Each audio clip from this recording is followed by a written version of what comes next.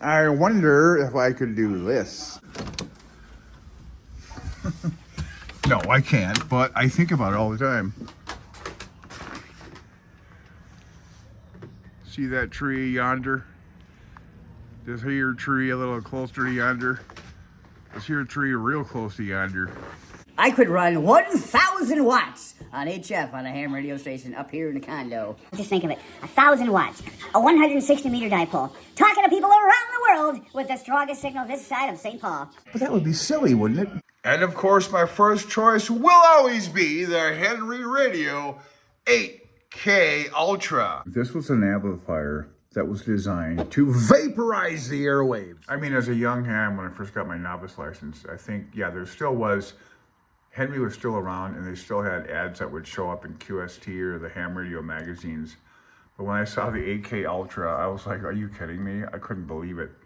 8,000 watts of input power. This thing puts out 4,500 watts. Totally illegal. I don't know how they could ever sell it. I guess if you turn it on and transmit on the ham bands, you're breaking the law. But I was always amazed by this thing running a 3CX3000A. And then they made a few normal sized ones, the 4K Ultra, the classic 8877 power tube. There it is right there. I think these things are quite expensive. But as of, if I go back to the history of this company, they give a brief story. This has got to be done. 2014 is the last time this website was updated.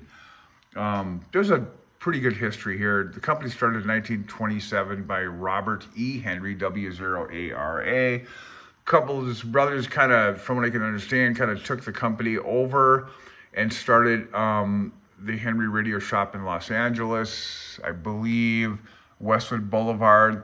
The first employee was Ted Henry, which is Bob's brother, Meredith Manley, W6WNE. And Ted was a real resourceful guy, selling ham radio equipment back to military, or back to Mars stations, so military guys running Mars during the war. And that's how he kind of kept afloat during the war years. But I just, you know, they're gone now, but I've always thought that this was amazing that a company like this could make such giant equipment. And it was always out of my price range all the time, every time. But I still love looking at this stuff and, you know, just kind of go, let's get there. We made a lot of stuff. Some of these rigs were more designed for a desktop, but the 8K is just insane.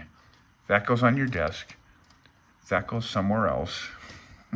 That's where all the thousands and thousands of volts go. If you have a Henry 8K, or if you're a ham radio operator, you know all this stuff. But I was just amazed with this amplifier. It's just the one that I'm amazed by. I'll never have one. There's no point of getting this. This is insane to have power like this. You need to have a lot of giant antennas out to really get this thing to, you know, to work like it should.